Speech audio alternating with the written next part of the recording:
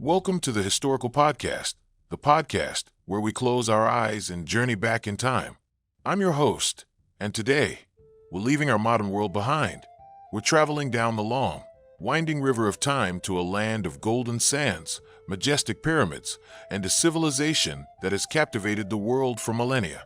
We're going to ancient Egypt, but we're not just visiting the grand tombs or the powerful pharaohs. We're stepping into the daily lives of the people who lived there. We're going to sit at their tables, taste their food, and feel the clothes on their skin. So, find a comfortable spot, whether you're driving home or settling in for the night, and let the echoes of ancient Egypt surround you. In this episode, we explore the very fabric of their existence, their food, and their clothing. Chapter 1. The River That Birthed a Nation. To understand anything about daily life in ancient Egypt, what they ate, what they wore, how they thought, you have to start with the river. Not just any river, but the river, the Nile. The Greek historian Herodotus famously wrote that Egypt was the gift of the river. And he wasn't exaggerating. In the midst of a vast, unforgiving desert, the Nile was a critical lifeline that literally brought life where there should have been none. The ancient Egyptians knew this better than anyone. They didn't call their home Egypt. They called it Kemet, which means the Black Land. This name came from the rich, dark, fertile mud that the Nile deposited on its banks every single year. This was their world, a thin, vibrant ribbon of life, bordered on both sides by the Deshret, the Red Land, the endless, barren desert. The engine of this life was the annual flood, or inundation. Every year, around June, the river would swell with waters from the Ethiopian highlands, overflowing its banks and submerging the surrounding valley. When the waters receded around October, they left behind that precious black silt, a natural fertilizer that made the land incredibly productive. This cycle was so predictable and so fundamental that it became the very heartbeat of their civilization. Their entire concept of time was built around it. The Egyptian calendar had not 4 seasons, but 3, each dictated by the river's rhythm. First was Ake, the season of inundation, from roughly June to September. This was a time of waiting. The fields were underwater, so no farming could be done. Instead, many farmers were drafted for royal projects, like building pyramids or temples, while others spent the time mending their tools and looking after their animals. Next came Parate, the growing season, from October to February. As the waters drew back, the farmers emerged onto the newly enriched soil. They plowed the land and planted their seeds, trusting the fertile ground to do its work. Finally, there was Shimu, the harvest season, from March to May. This was a time of intense labor, as the crops had to be gathered before the heat became too intense, and the cycle began anew with the next flood. This rhythm, flood, growth, harvest, repeat, didn't just shape their work, it shaped their entire worldview. While we might see time as a straight line, the Egyptians saw it as a great circle of renewal, a pattern of death and rebirth mirrored in the river, the sun, and their own gods. Of course, this gift from the river wasn't always gentle. A flood that was too high could wash away entire villages, and a flood that was too low meant drought and famine. To survive, the Egyptians had to learn to manage the water. They became brilliant engineers, developing complex systems of basin irrigation, building dikes and digging canals to direct and store the precious floodwater. They invented clever tools like the Shaduf, a simple but effective water lifting device with a bucket on a long, counterweight pole, which allowed them to irrigate fields even during the dry season. This constant need for large-scale water management, for projects too big for any one family or village, likely forged their society. It required cooperation, organization, and a powerful central authority to direct the labor. The pharaoh's power wasn't just divine, it was practical. He was seen as the master of the flood, the one who could mediate with the gods to ensure the river's blessing. One of the oldest depictions of a king, on the Scorpion King Mace head from around 3100 BC, shows him ceremonially cutting an irrigation ditch, forever linking royalty with the control of water. The Nile wasn't just a backdrop to their lives, it was the force that created their food, their calendar, their philosophy, and their government. Chapter 2. Ancient Egyptian Cuisine, bread and beer. So, what did the people living on the banks of this magical river eat? If you were to ask an ancient Egyptian what the most important foods were, they would answer without hesitation, bread and beer. These weren't just mealtime staples, they were the currency of the state. Laborers on the pyramids were paid in rations of bread and beer. It was the food of the poor and the rich, the foundation of every meal. The bread, called ta, was typically made from emmer wheat or barley. The process was tough work. Women would grind the grain by hand on a heavy stone slab called a saddle quern, a backbreaking task. The flour was then mixed with water, kneaded, and shaped into various forms: round, oval, conical. It was often gritty because sand and stone from the quern would get mixed in, which was terrible for their teeth. Archaeologists can actually see the damage on the teeth of mummies. And then there was beer, or henket. The Egyptian version wasn't the light, bubbly drink we know today. It was thick, nutritious, and more like a liquid porridge. It was made from loaves of barley bread that were lightly baked, crumbled, and then fermented in water. It was a primary source of calories and vitamins for the working class. It was safer to drink than plain river water and was consumed by everyone, including children. Of course, they ate more than just bread and beer. The Nile provided an abundance of fish. Their gardens, irrigated by canals, gave them onions, garlic, leeks, lettuce, beans, and lentils. Onions and garlic were particularly popular, probably for their strong flavor. For sweetness, they had dates and figs, and for the wealthy, honey from wild bees. Chapter 3. Dining like a pharaoh versus a farmer. While bread, beer, and vegetables were the foundation for everyone, your social status dramatically changed what else was on your plate. Let's imagine a typical farmer's dinner. A family would gather on the floor of their simple mud brick home.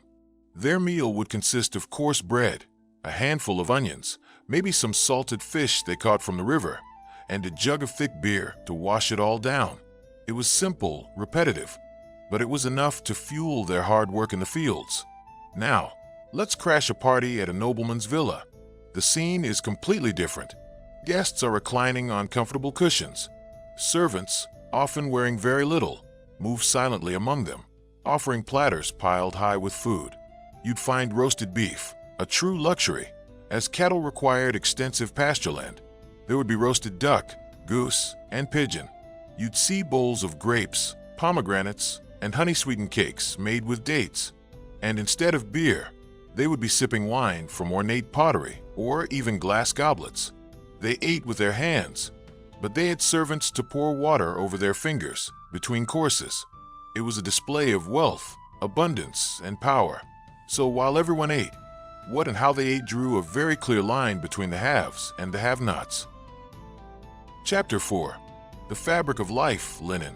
Just as the Egyptian diet was perfectly adapted to their environment, so was their clothing. In a land where the sun can be relentlessly hot, you need clothes that are light, airy, and protective. The Egyptian solution was a single, remarkable fabric, linen. Linen is made from the fibers of the flax plant, which grew perfectly in the fertile soil of the Nile Valley. But turning a plant into cloth was a long and laborious process. First, the flax was harvested by pulling the entire plant from the ground. Then came retting, where the stalks were soaked in water for weeks to rot away the woody core, leaving behind the soft fibers. After drying, the fibers were beaten with mallets to soften and separate them. Finally, the raw fibers were spun into thread by hand, a task usually performed by women, who would roll the fibers along their thighs to create a consistent thread. This thread was then woven into cloth on a loom. The quality of the linen could vary immensely. The common people wore clothing made from coarser, thicker linen. The wealthy, however, could afford linen that was almost transparent, incredibly soft and fine, a true mark of luxury. Almost all linen was kept its natural off-white color, as it was difficult to dye and the white reflected the harsh sun, keeping the wearer cool. Chapter 5. Dressed to impress, garments and styles. The beauty of ancient Egyptian fashion is in its elegant simplicity. Their garments were designed for comfort and freedom of movement in the hot climate. For men, the primary garment was the shendi. This was a simple kilt or loincloth wrapped around the waist and hips. For a farmer, it was short and practical. For a nobleman or the pharaoh, it might be longer and made of finely pleated linen, sometimes with a decorated belt or a triangular front piece to show his high status. For women, the most common garment was the kalasiris, a simple sheath dress. It was a tube of fabric that ran from just below the breast to the ankles, held up by one or two shoulder straps. It was often form-fitting, and in Egyptian art, it's depicted as revealing the contours of the body beneath. Like the men's kilt, the quality of the linen and the addition of pleats signified the wearer's rank. In most situations, Egyptians of all classes went barefoot. Sandals, made from reeds or leather, were typically worn only by officials and the wealthy, or for special occasions. And what about the children?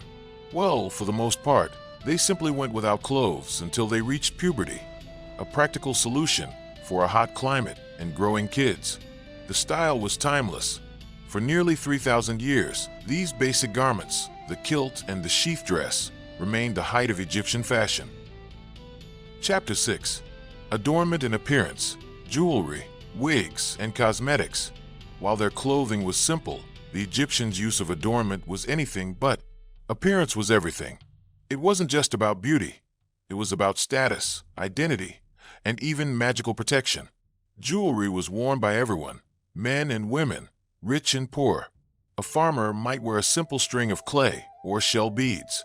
A wealthy woman, however, would be adorned in gold, silver, and semi-precious stones like lapis lazuli, carnelian, and turquoise. The most iconic piece of Egyptian jewelry was the wisek collar, a broad, heavy necklace that covered the shoulders and chest, made of multiple rows of colorful beads. Jewelry wasn't just decorative. Many pieces were amulets, believed to offer magical protection to the wearer. The ankh, a symbol of life, and the scarab beetle, a symbol of rebirth, were popular choices. Perhaps one of the most surprising aspects of Egyptian appearance was their use of wigs. In the heat and in less than sanitary conditions, having a full head of hair was a nuisance. So most upper-class Egyptians, both men and women, shaved their heads completely. They would then wear elaborate wigs made of human hair or plant fibers, which were cooler and easier to maintain than natural hair. These wigs could be styled into intricate braids and curls, far more complex than what could be done with their own hair. And finally, no Egyptian look was complete without cosmetics. Both men and women famously lined their eyes with black coal. This wasn't just a fashion statement.